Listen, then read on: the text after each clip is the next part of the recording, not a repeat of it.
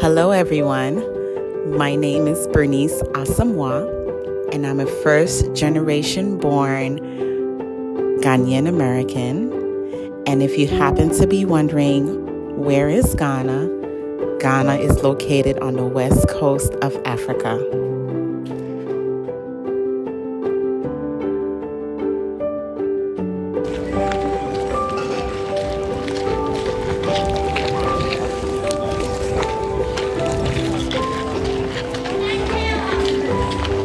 Oh, goodness.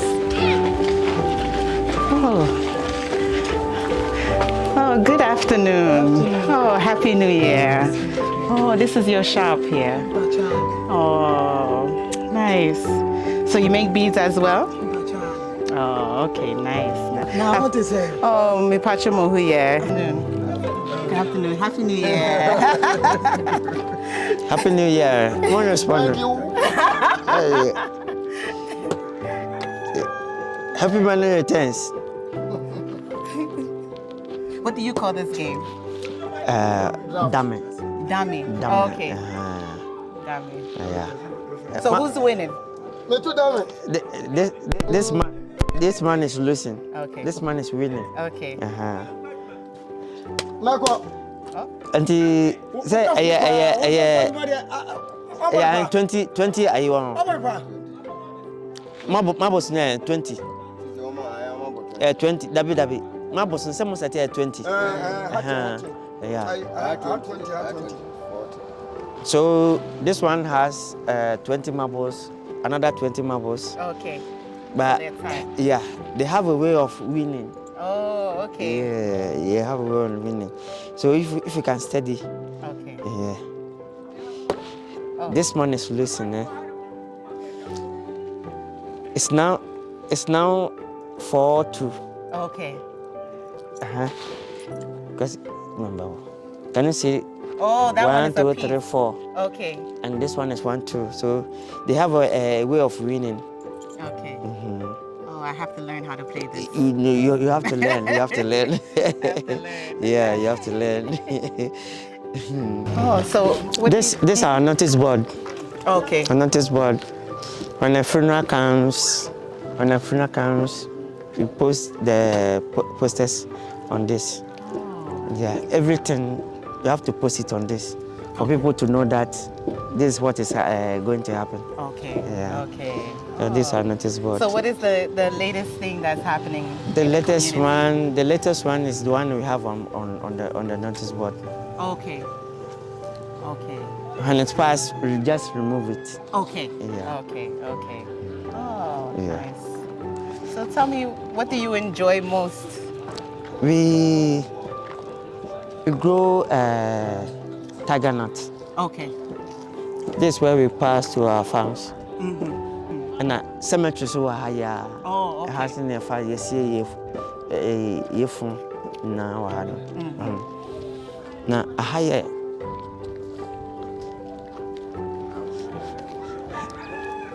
Lighting now the whole town. Really? The best lighter this year so Wow. na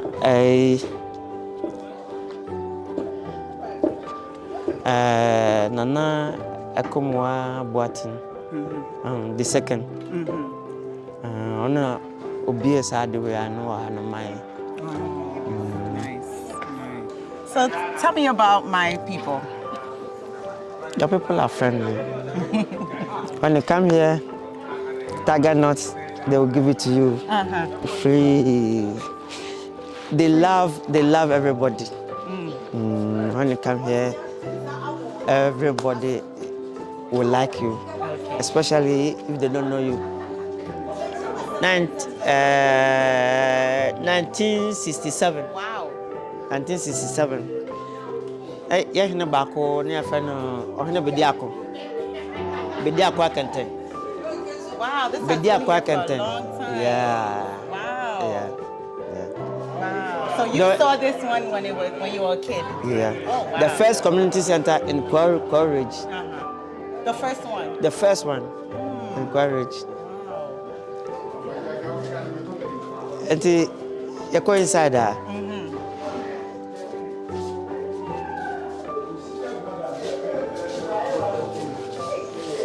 Hello, afternoon. Good afternoon. Aha na ɔmo tena no mo san hɔ. Okay. Ɛna aha soso na program bi wɔ hɔ a yɛyɛ wɔ kyerɛ hɔ no. You're beautiful. Nti program bi wɔ hɔ a yɛyɛ wɔ kyerɛ hɔ no. Ɛna ɔmo si center no. Okay. Ɔmo ni. Oh, so everyone who built this center. Yeah. Wow. But ɔmo nyinaa wu. The last man we Oh, okay. None of the last man we I'm gonna say center. Nice. So it's like a little hangout spot. Yeah. Everyone's enjoying it. Yeah. And it's cool too. It's not too hot. Yeah. Not too hot. Okay. Oh, wow. Okay.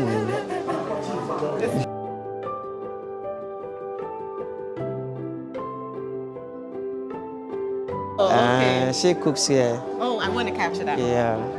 Say it For again.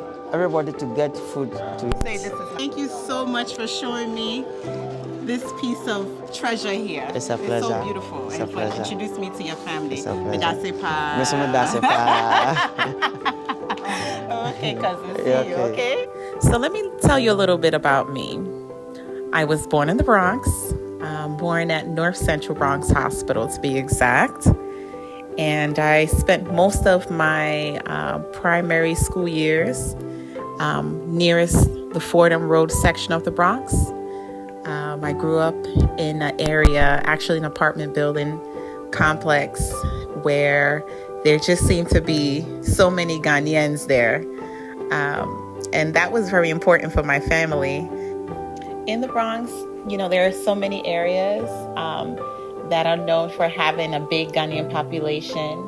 You know, everyone knows the Bronx for having Tracy Towers, you know, 2 huge buildings in the Bronx that also have a big network of Ghanaians.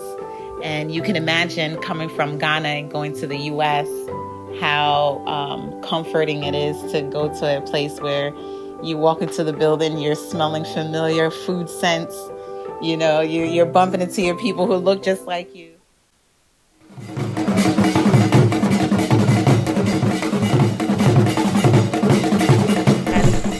Dad, this has been so exciting that I've finally made my way back here to Ghana after how many years? I was brought here when I was 2 years old. You were 2 years old, yes. Oh my God, that's a long time. Yes. And it's just been such an exciting trip that I get the opportunity to see where my family is from, where you're from. And I have to ask that, how were you able to survive getting to New York? Because as I see my experience here coming and just trying to understand the culture and try to navigate, what was that experience like when you went to New York for the first time?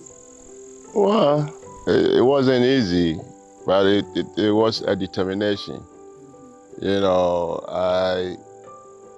as a young man, 26 years old, and I decided that I wanted to have a better life for myself, so I moved to America, and and to New York specifically. And it wasn't easy, but I was able to navigate through the new system and then made a life out of it. Yes.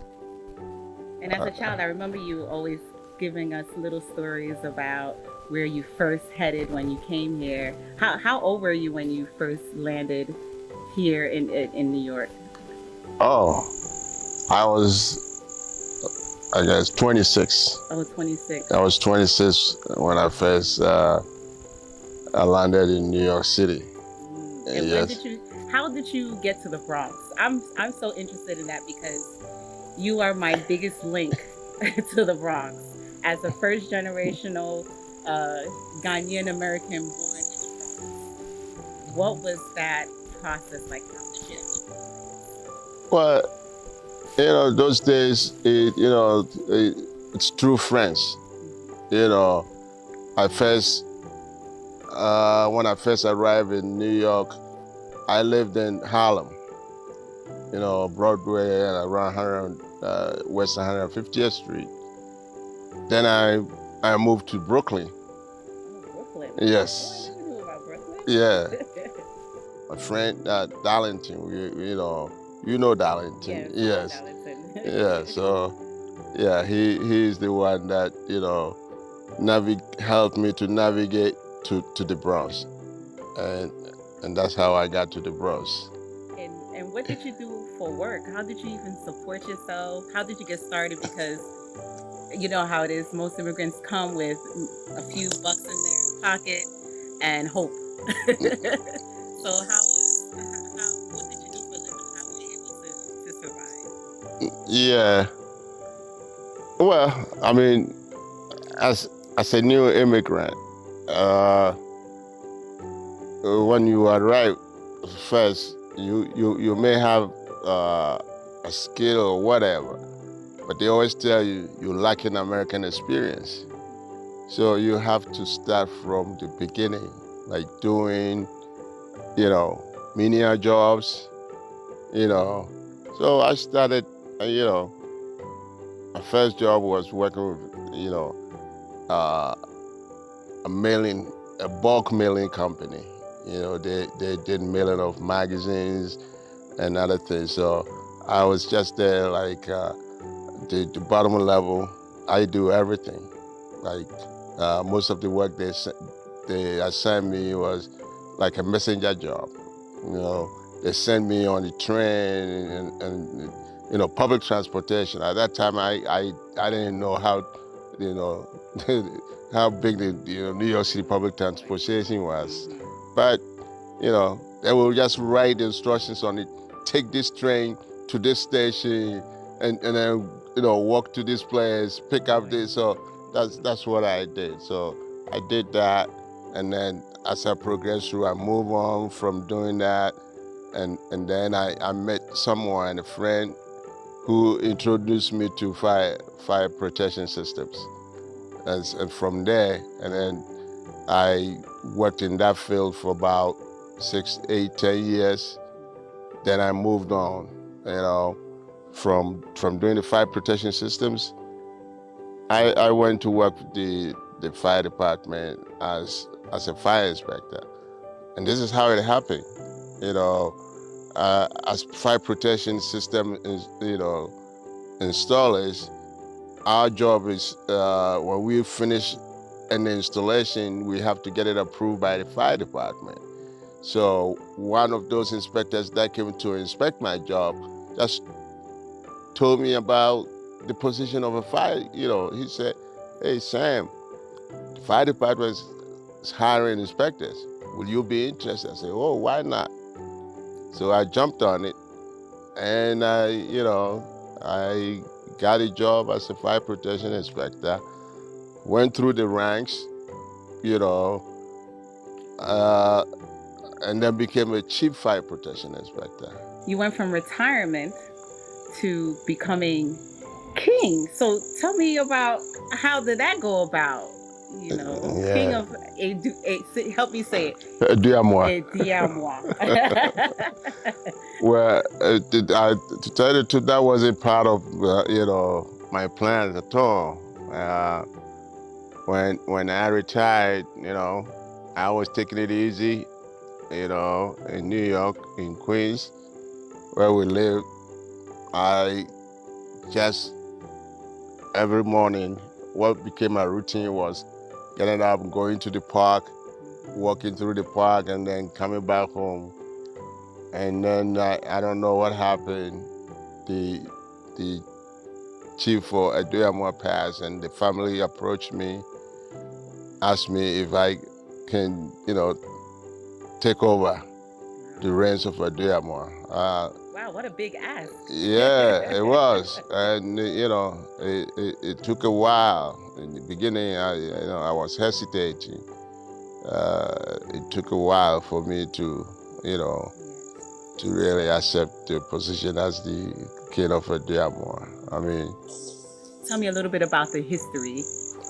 Well, Aduamoa is the seat of the Benkum division of the Kwao traditional area. Okay. Yeah. it's a small town, but it's historically it's very powerful. Okay, from what I've learned from our elders, we settled. Aduamoa, we moved from Adansi, going through all that. Those years there were wars, so our leaders who came here fought through wars and conquered all this land that we lived on here and settled at Aduamoa. This place, originally they settled at the location near Aduamoa here called Dadem. And in those days, when the people moved, what they looked for, importantly, they wanted to see if there's water. Okay, so they look for streams or rivers around and settle, around the river. So from what I'm told, there was a hunter who came, just exploring around to see if they, and then he found this location and there was a river, and this hunter, I'm told that used to tell stories. So he used to exaggerate. So when this time he came and he found the stream around, and he went back to tell the elders that, hey, I found a place where we can go and settle. The people came around and they saw it and they said, oh yeah, the hunter was known as Adu. Okay. So they say, oh, Aduamoa. That means Adu did not lie. Oh, So that's why then it turned out to be Aduamoa. And that is where we are now in Aduamoa. Yeah. Tell me a little more about the people of Aduamoa. Okay. The people of Aduamoa, they are nice, they are humble people. They don't talk too much, but very nice, very humble. But what I would say, or I could say that Aduamoa lacks a lot of development. There are many development in Aduamoa which were undertaken by the people themselves through communal labors. We built a chip compound here, which was constructed by the people, the indigenous of Aduamoa. We have an ICT center that also was constructed by the people. As we speak, we also have a big project to construct a maternity hospital with an orthopedic and an eye clinic all together. But that's a big project that we need support. So as you come here today and you're talking to me, I'm appealing to you that when you go back, talk to your friends in New York and all over the U.S. That I will be glad and whatever support you can give to Aduamoa, we will appreciate it. Yes. I will be so glad to. Yes. And Dad, I'm hearing that there's a big occasion happening tomorrow. Tell me a little more about what's going on. Oh, Akwasidai Festival is celebrated within the Akan, mostly the Akan. Well, I would say mostly the Akan, but mostly within the Ashanti, Kwaus, Akwapims, Akims, areas. I may have left out some of the tribal areas where they celebrate as Kwasidai. It's celebrated every 40 days of the month. And this year it happens to be tomorrow, which is January 7th, right? So Akwasidai, what we do is we, early morning, it's a celebration of remembering our forefathers, those leaders who brought us here to Aduamoa. So we celebrate them, we remember them. So early morning we just gather together and give prayers and then remember them and then celebrate them. And that's what we do. So every 40 days of the month, so as we do this on January 7th, the 40th Sunday of the next month, of the next whatever, will be when the next acquisition will come on. Yeah. Okay. I look forward to being there to experience that for the first time. I really do. And Dad, I hope we will come. It's an early morning. It's early morning. At first. So I'll yeah. do my best to get to put my alarm on so I can be there. Yeah. I actually will be there. Okay. Yeah. All right. Yeah. So Dad, I have to say that there's been so much joy that I've had just being able to come from the Bronx after so many years, and to truly come back home to where my roots are from, here in Aduamoa. Aduamoa. Miss Nyantri in Kakra. So okay. I'm so glad that I can take this journey back to my roots and to be able to experience that with you. I am very grateful for that. Okay, I'm glad I'm glad that you came, because that is one of my dreams is that all of you and your siblings and your children will come back home, so you know your roots, where they are. Your roots is not in the Bronx. It's here in Kweu Aduamoa. So I'm glad that you came, and I hope when you go back you're going to talk to your siblings and that you all make, if you all decide to come together one day. Oh yeah, that has to happen. That will be fine. And we're not just coming. I also want you to contribute to the development of Aduamoa. Yes. Thank you so much. That has been so lovely having this chat with you. I've come to learn so much, and I just truly appreciate you taking the time to share with me the history and some of your wisdom. You are most welcome. Thank you. So this is From the Bronx to Aduamoa, discovering my roots.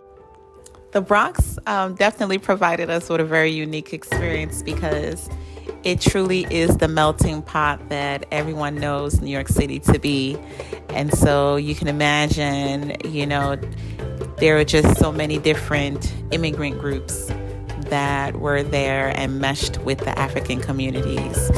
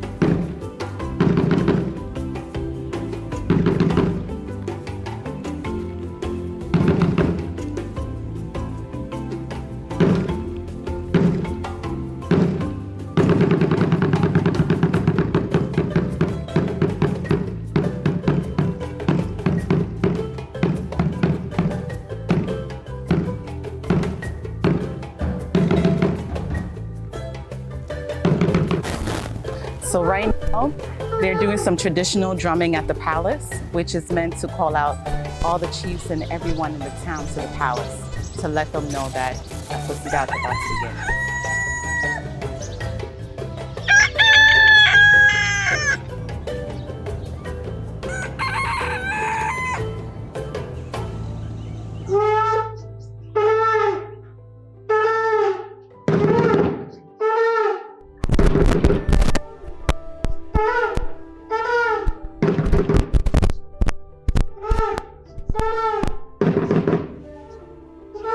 Oh, yes.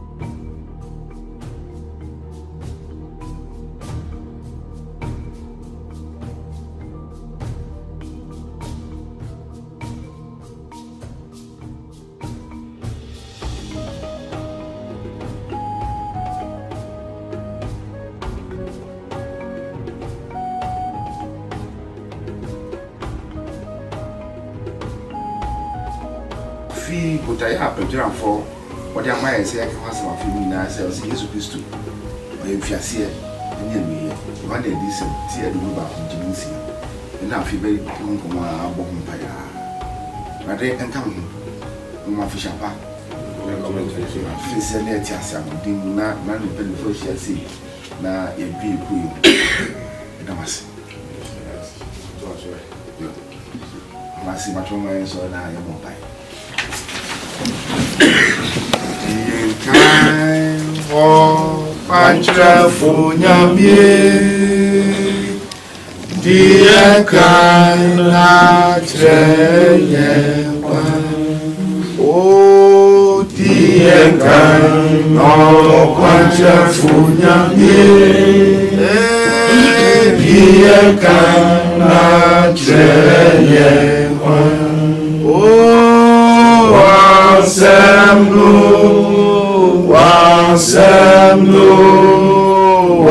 Wasemnu ye uja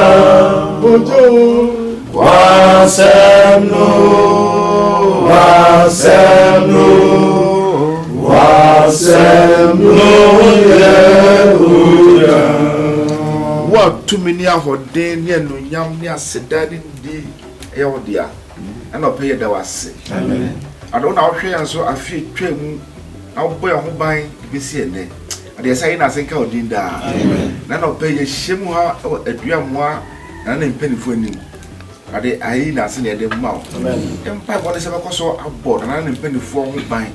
It's one home for now wanting me shimuha. And they still say, what do I say? I'd watch it no egg jar. Are they carry Aduamoa for no penny for? And they still say, also carry you. A penny egg check in Shida, penny egg check to Duma, a day, maybe Kay Crui. Go out of Oklahoma, you may have Oklahoma, and they also still say, also bought in Penia, or head my day so, and will buy that kind of home to your mufra. What do my doors have been saying, my dear, at the bomb mobile, and then in a show and only a trauma dear, it will be Abba. As soon as you 7 of my gun, a rade. A bunny say, I need to row, then when you are baby. And so I said I was sharing to about 1992. And then 33 years they call 4th Republic. Must be a buyer, but Massa and Rasa. Oh, yes, Christo Dim. But my battery, but the money Shida. The best shemu, the last I was die or a few moon.